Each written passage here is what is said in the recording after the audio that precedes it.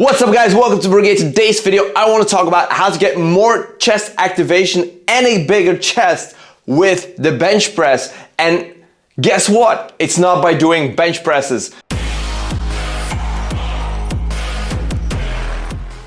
So back in 2021, I started reintroducing dips after having had costochondritis, aka sternum pain, and I left the bench press alone for that complete year. So I only focused on doing dips, weighted dips and high volume dips in order to get my sternum strong again, but also to just get better at doing dips. And what I noticed when I got back to doing bench press is that my chest activation got a lot better, and also I really could feel that I was a lot stronger in the bench press. When you look at the dip, and that's also why the dip is more problematic for most people, because it puts a lot of stretch on the shoulders and the pectoralis muscles. By having that stretch, you also have to have more chest activation in order to get out of the hole. That's why chest flies are a very good exercise for the chest.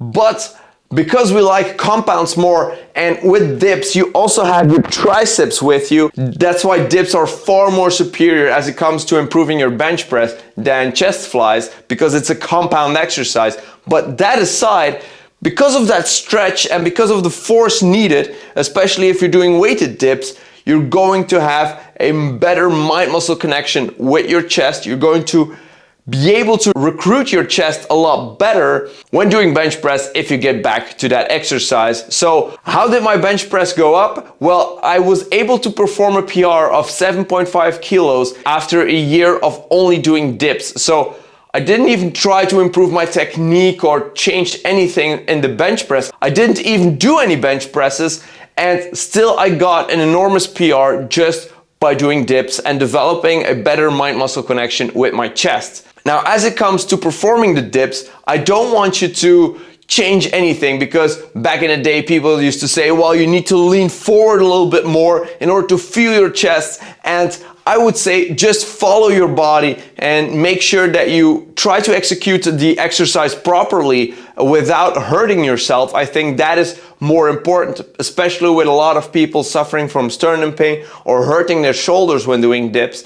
I really want you to focus on trying to stay upright and making sure that your shoulder blades are retracted and depressed, that you don't have any weak links in your upper body.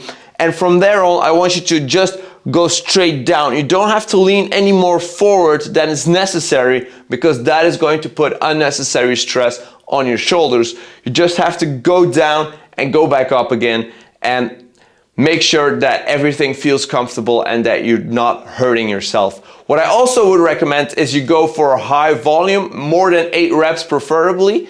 And if you can, if you have a dip belt or if you have some weights or a weight vest, I want you to add some weights to that, because that is going to really help you improve that bench press with the dips as an exercise. So back in the day, I had such a good mind-muscle connection with my lats that as I was retracting and depressing my scapula for the bench press in order to protect my shoulders and to be overall good, I could have sore lats from bench pressing more than I could have sore pectoralis major muscles. Now, having dips back as an exercise to put in my training schedule, I really feel that the chest activation is a lot better and that I can really improve a lot more on my bench press. That's why I can't recommend dips enough if you're struggling with your bench press, you want to improve your bench press, or you want to improve your chest just from a hypertrophy standpoint. You really need to incorporate those dips again to your regimen,